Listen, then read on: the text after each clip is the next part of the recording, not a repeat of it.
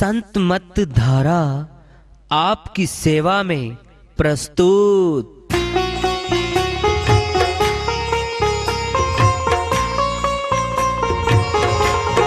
जो चाहता है प्रभु प्यारा वो आओ संत मत धारा, भक्ति भेद बता कर सारा वो कर दे भव के पारा। जो चाहता है प्रभु प्यारा वो आओ संत मत धारा, भक्ति भेद बता कर सारा वो कर दे भव के पारा। जो चाहता है प्रभु प्यारा।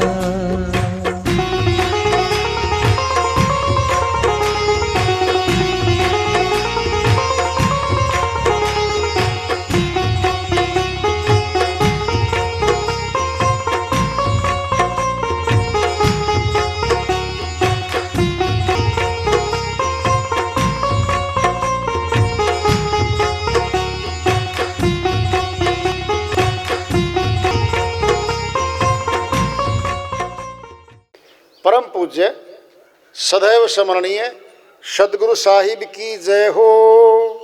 सतनाम साहेब आदरणीय सर्व संतों की जय हो।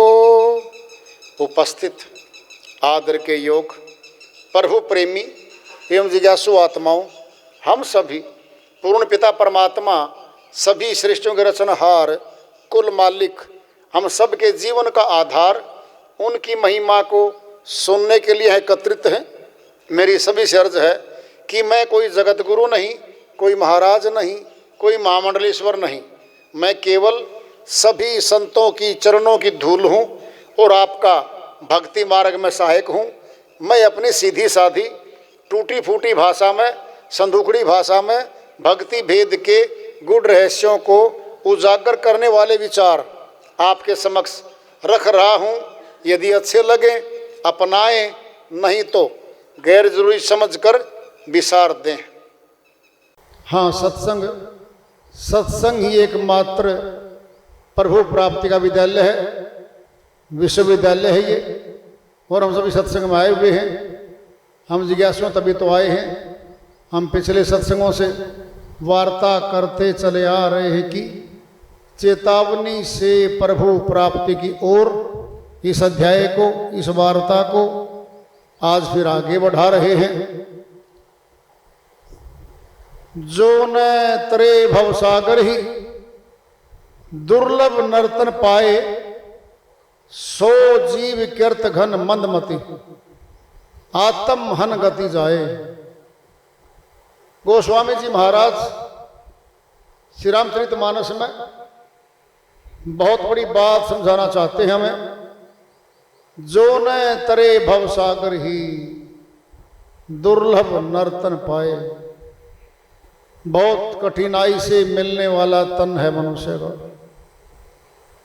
क्राउन ऑफ द क्रिएशन भी कहा इसको। सृष्टि का बेताज बादशाह है। इस पृथ्वी पर मनुष्य छोटा सा भगवान बना के भेज रखा। बाकी जितने जीव हैं 84 के, वे इसके अधीन है।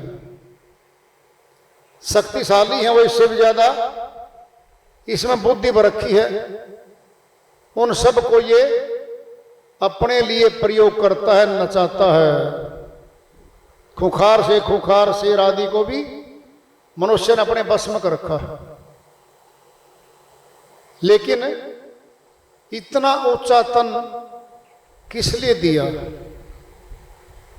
कुछ तो उद्देश्य होगा। उद्देश्य है जो न तरे भवसागर ही, जो मनुष्य तन को पाकर प्रभु भक्ति करके भवसागर से पार नहीं होता, सो जीव कीर्त घन मदमति आत्म हन गति जाए। सुनने में बहुत चुभने वाली बात है ये। इतने ऊंचे तन को पाकर जो आवागमन से रहित नहीं होनी चाहती आत्मा, कीर्तघन है वह मालिक, कीर्तक नहीं है। कीर्तघन कौन होता है? जो इतना बड़ा एहसान हमारे ऊपर करे, हमारे काम आए और उसकी बात को हम न माने, उसके कहे को हम न माने और अपना कल्याण न करें, तो कीर्तघन हो गए हम। सो जीव कीर्तघन मंदमती, छोटी बुद्धि का है वो, श्रेष्ठ बुद्धि का नहीं है। आत्म हन गति जाए, अपनी आत्मा का हत्यारा बनता है वो। जो बाहर फांसी खा लेते हैं, जहर पीकर आत्महत्या कर लेते हैं, वे सारे जगत को दिखते हैं, अखबारों में नाम आता है उनका। जो लगातार आत्महत्या कर रहे हैं जगत वाले, बिना भक्ति किए आत्महत्या ही तो है। कितने नाम छापेंगे हम? ग्रंथ भर लो, मुट्ठी भर लोग हैं पूरी सृष्टि में जो आत्म कल्याण के लिए पूरा जीवन लगाते हैं। आत्म हन गति जाए, आत्मा का हत्यारा ही कहलाएगा वो। क्या विशेष बात है इस तन में? 84 के जीव लगभग 5 कर्म बराबर ही करते हैं मनुष्य को। खाना पीना सो जाना ये काम है पशु समाना। कमाए खाए सोए, कमाए खाए बाल बच्चे पैदा किए, फिर कौन सा ऐसा पशु जो नहीं कर रहा है? भक्तिहीन नर पशु समाना। जो मनुष्य तन पाकर प्रभु भक्ति नहीं करता, वह आत्मा पशु की करनी कर रही है। जो पशु की करनी करेगा, पशु खाने में चला जाएगा। सोचो, जो कोर्स हम करते हैं शिक्षा के, डॉक्टरिया कोर्स करते हैं, डॉक्टर बनते हैं। वकालत का कोर्स करके वकील बन जाते हैं। अध्यापक का कोर्स करके अध्यापक बनते हैं। B.Tech, M.Tech, B.Commerce, technical education बहुत है हमारे पास, हम बन जाते हैं। ये सारा कुछ बनने के बाद भी अधिकारी भी बन जाएं, पदाधिकारी भी बन जाएं, एक बात शेष रहती है हमारे पास, वह प्रभु भक्ति है।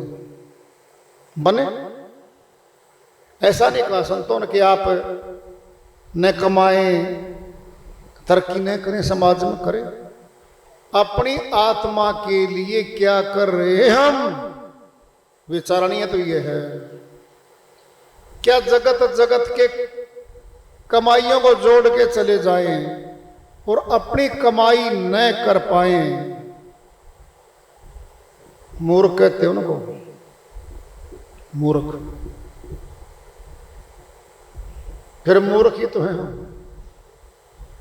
सोचो, फिर प्रभु भक्ति कैसे करें? चलो प्रश्न तो आ ही गया, संतों ने कह दिया प्रभु भक्ति करने के लिए तन मिला है। प्रश्न पैदा होता, प्रभु भक्ति कैसे करें? परमात्मा का घर कहाँ है? अब ढूंढेंगे। राजा का घर ढूंढ लिया, मंत्री का ढूंढ लिया, सभी रिश्तेदारों के ढूंढ लिए, बहुत कुछ ढूंढ लिया हम। अब जाएंगे ढूंढने परमात्मा का घर, कहाँ मिलेगा? कोई ऐसा अपने आप से प्रश्न कर ले कि परमात्मा का घर इस जमीन पर है या नहीं है? क्यों? क्योंकि परमात्मा अपना घर खुद बनाने में सक्षम है। मनुष्य परमात्मा के घर को नहीं बना सकता। इस पे तो अपने नहीं बनते श्रीमान जी पे। महल बनाता है, किले बनाता है, गिरा देता है। दूसरा राजा आकर के ताकतवर आक्रमण करता है, इसके महलों को, किलों को गिरा देता है। परमात्मा के घर को कौन बनाएगा? कभी विचार भी किया है? परमात्मा ने सभी को बनाया, तमाम सृष्टियां बनाई, हमें भी बनाया। किसने बनाया? माता पिता ने अपना कार्य किया है। गर्भ के अंदर माता ने नाखून तक नहीं लगाया, शकल भी नहीं बनाई, रंग भी नहीं बनाया। अगर माता पिता के हाथ में होता कुछ बनाना, बहुत सुंदर और बहुत अच्छी शकल का लेके आते। इनके हाथ में ही नहीं है। माता केवल अपना भोजन करती है। फिर अंदर कौन बैठा है? निर्माता कौन बना रहा है? इतना सुंदर शरीर बना के बाहर आ जाता है, फिर कौन है जो भोजन दे रहा भीतर? माता ने तो कोई दूध की एक बोतल भी नहीं पिलाई कभी इसको। कौन है? वही है जो अंदर बैठ के खान पान इसको शक्ति दे रहा है और बड़ा कर रहा है। अंदर ही बड़ा हो रहा है। अंग प्रत्यंग फर्स्ट क्लास लगा के बाहर ले आता है। अंदर भी भोजन दिया, बाहर आने के तुरंत बाद माता के पास दूध रूप में भोजन दिया। बोलो कितना दयावान होगा वो। अंदर भी दे रहा था हमें और बाहर भी दे रहा है। इसका अर्थ क्या है? अंदर भी है वो जिसने हमें बनाया, अंग प्रत्यंग लगाया, सब शक्तियां भर दी हमारे भीतर। बाहर आने के बाद भी देने लग गया, फिर बाहर भी है वो। तो अंदर किया पालन पोषण, अंदर भी है, और बाहर कर रहा है तो फिर बाहर भी है। फिर वो कौन सी शक्ति है जो अंदर भी है बाहर भी है? क्या बाहरी आंखों से हम देख पाए? गर्भ की क्रियाओं को नहीं देख पाए, कुछ नहीं देख पाए हम। कौन है वो? फिर परमात्मा का घर कहां है? मिल तो ले कम से कम हम। परमात्मा तो अविनाशी है, फिर परमात्मा का घर भी तो अविनाशी होना चाहिए, जिसका नाश मनुष्य नहीं कर सके।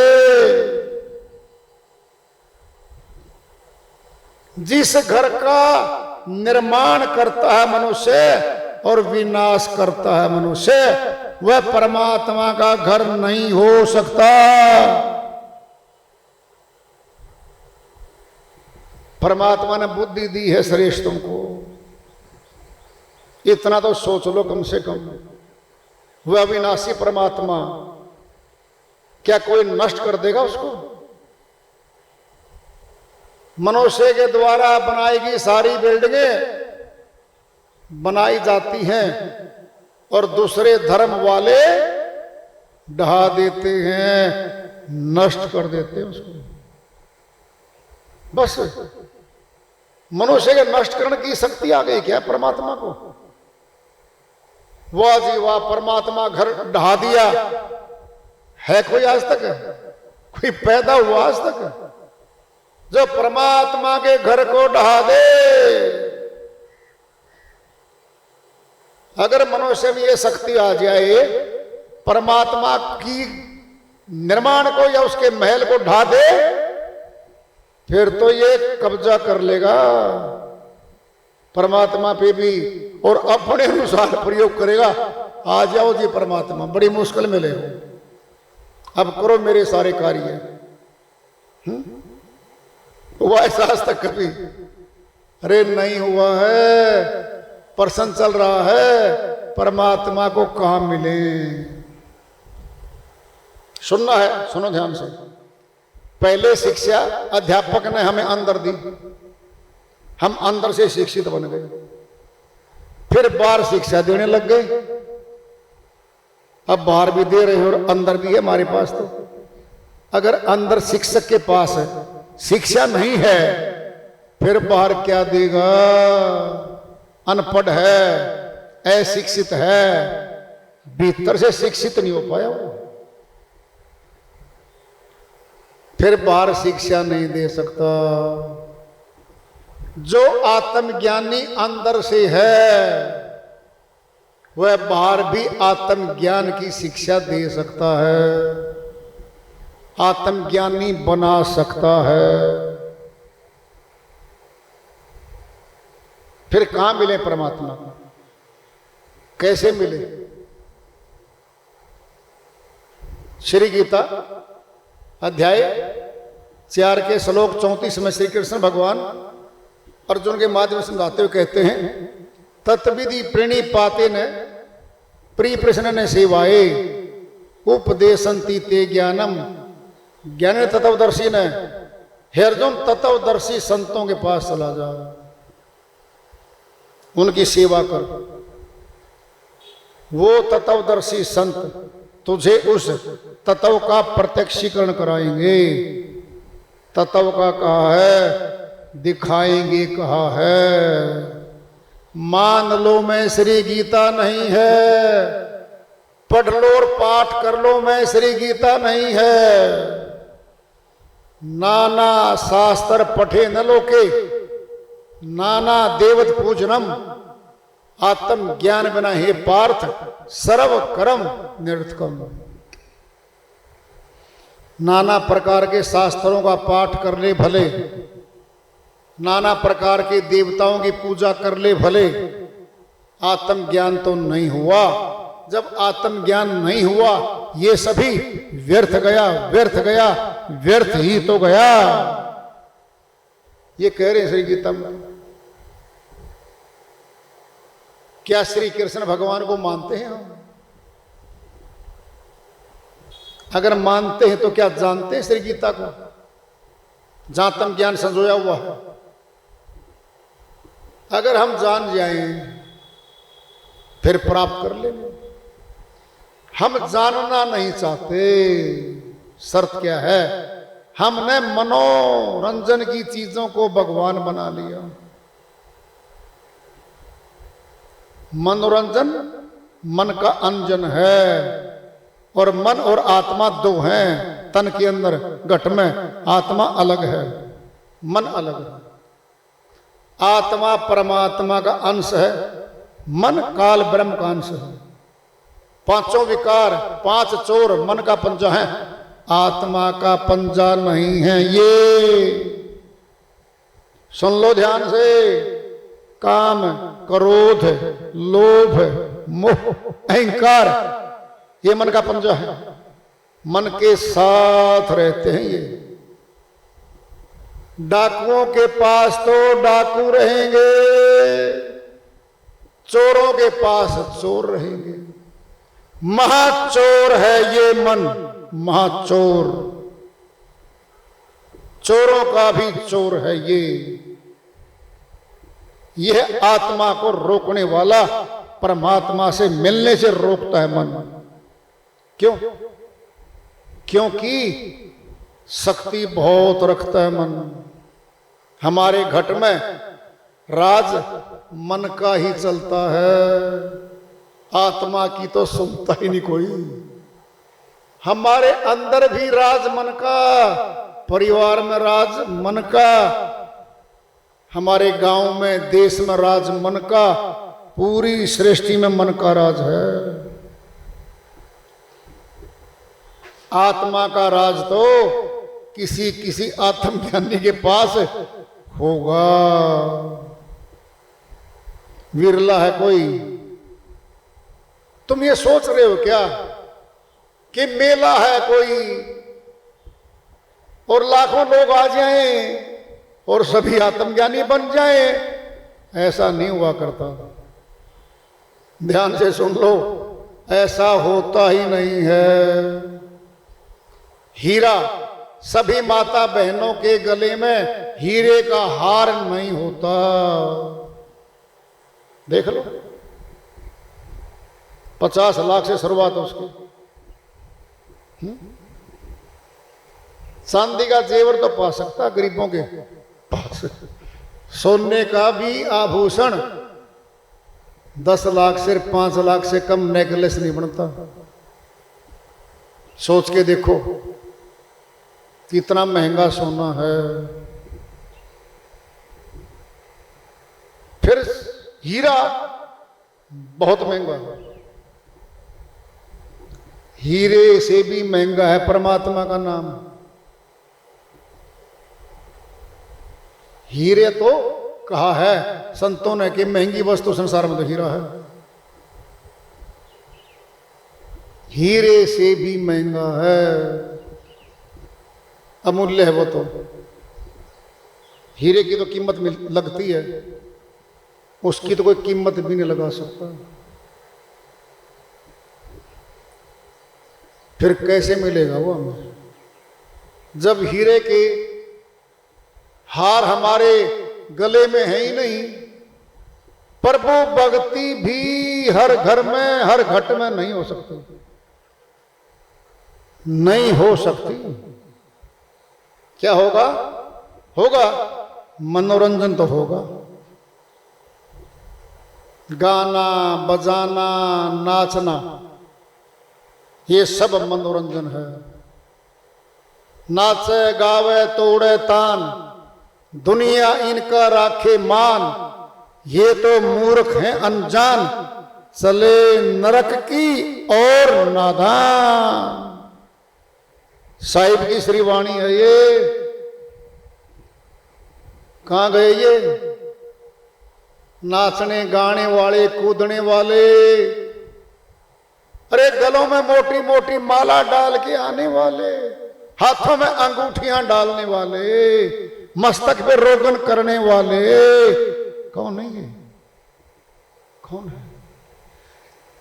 क्या सत्य को बाहरी आडंबर की जरूरत पड़ेगी? बोलो। अरे वो सत्य सत्य है भाई, आडंबर की जरूरत झूठ को पड़ती है, झूठ को। सत्य को जरूरत नहीं है।